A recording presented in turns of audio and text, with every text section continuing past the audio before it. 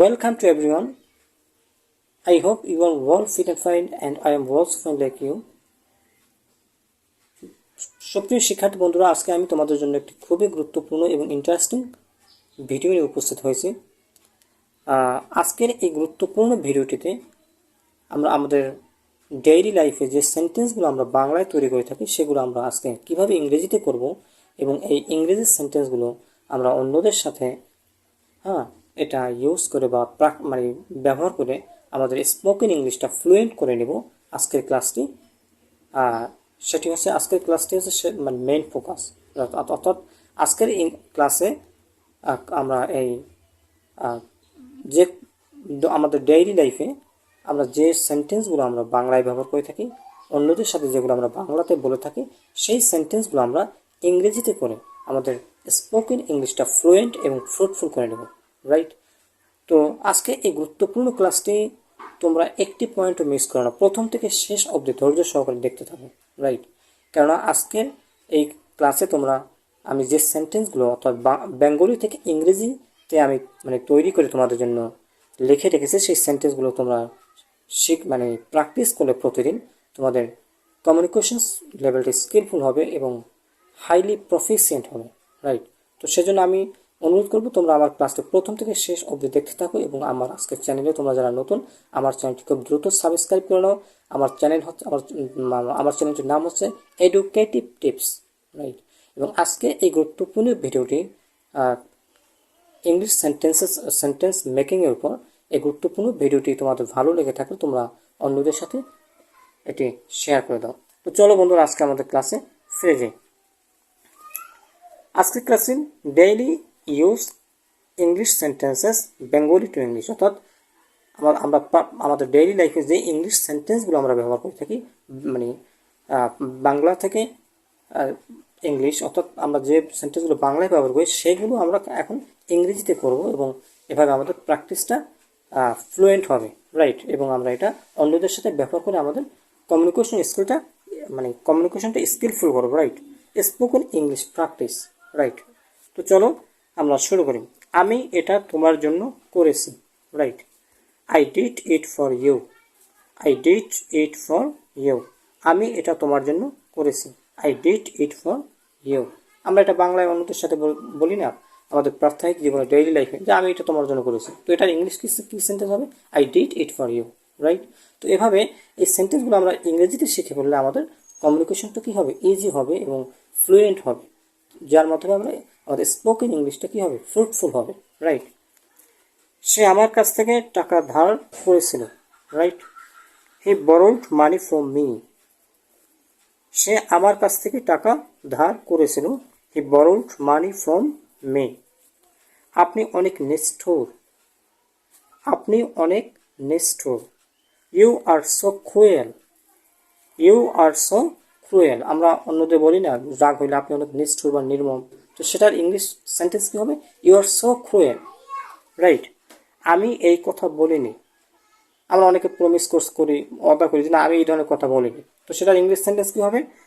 I didn't say this বা I did not say this, right? আমি এই কথা বলিনি। I did not say this, অথবা আই ডিডেন্ট সে দিস, বা ডিড নটও বলতে পারি বা এক্ষেত্রে আমরা ডিডেন্টও বলতে পারি, রাইট? আমার ঘুমের ব্যাঘাত ঘটল। মাই স্লিপ ওয়াজ ডিস্টার্বড। আমার ঘুমের ব্যাঘাত ঘটল। মাই স্লিপ ওয়াজ ডিস্টার্বড, রাইট? কথা বলার কি দরকার ছিল?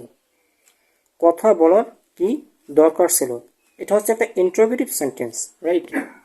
কথা বলার কি দরকার ছিল, এটার ইংলিশ সেন্টেন্স কী হবে? What was the need to speak. What was the need to speak, right? তুমি সব এলোমেলো করে দিয়েছো। তুমি সব এলোমেলো করে দিয়েছো। You messed everything up. You messed everything up. প্রিয় শিক্ষার্থী বন্ধুরা,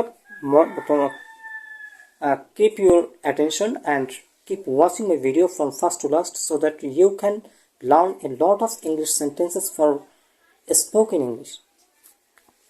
সোজা হয়ে বসো। আমরা অনেকে বলি না সোজা হয়ে বসো, রাগ করে বলে বা কাউকে করি অর্ডার করি, তো সেক্ষেত্রে সেন্টেন্সটা কী হবে? Sit up straight. Sit up straight. এটা ভুলবশত হয়েছে। এটা ভুলবশত হয়েছে। It happened by mistake. এটা ভুলবশত হয়েছে। It happened by mistake. এটা আমাদের মনে করিয়ে দিও। এটা আমাদের মনে করিয়ে দিও। Please remind us of it. Please remind us of it. আজ একটু দেরি করে উঠলাম। I got up a little late today. আজ একটু দেরি করে উঠলাম। I got up a little late today. আমি কখনো টাকা ধার করি না। আমরা অনেকে বলি না আমি কখনো টাকা ধার করি না, রাইট? পারলে নগদ খাই, না পারলে না। এটা আমার এই ধরনের ইংলিশ সেন্টেন্সটা কী হবে? আমি কখনো টাকা ধার করি না। I never borrow money. I never borrow money. But আমি যদি বলি আমি কখনো টাকা ধার দেই না, তখন কী হবে? I never lend money. Right? Lend অর্থ ধার দেওয়া, আর বড় অর্থ ধার করা, রাইট? তো আই নেভার লেন্ড মানি, আমি কখনো টাকা ধার দেই না। কথা বলে সময় নষ্ট করো না। Don't waste your time by talking. কথা বলে সময় নষ্ট করো না। Don't waste your time by talking. আমি ওখানে যাচ্ছি। I am going there. আমরা বলি না অন্যকে আমি ওখানে যাচ্ছি, রাইট? তখন এই ধরনের ইংলিশ সেন্টেন্স কী হবে? I am going there. এবং এই সেন্টেন্সটা প্রেজেন্ট কন্টিনিউয়াস টেন্সে হবে, রাইট? আমি ওখানে যাচ্ছি। I am going there. গরিবদের উপহাস করো না। এটা একটা উপদেশমূলক সেন্টেন্স, মানে এটা এখন ইংরেজিতে করবো কী হবে? গরিবদের উপহাস করো না। Don't laugh at the poor, বা do not laugh at the poor, right? গরিবদের উপহাস করো না। Do not laugh at the poor, right? তো আশা করি প্রিয় শিক্ষার্থী বন্ধুরা এই ইংরেজি সেন্টেন্সগুলো যদি তোমরা ডেইলি এভাবে প্র্যাকটিস করো, আমি এরপর আরও এভাবে গুরুত্বপূর্ণ এই ইংলিশ সেন্টেন্স যেগুলো আমাদের ডেইলি রেখে আমাদেরকে অন্যদের সাথে ইউজ করতে হয়, সেগুলো আমরা বেঙ্গলি থেকে কীভাবে ইংরেজিতে তৈরি করে অন্যদের সাথে ব্যবহার করব, এই ধরনের গুরুত্বপূর্ণ ভিডিও আমি তোমাদের জন্য আরও উপস্থাপন করব।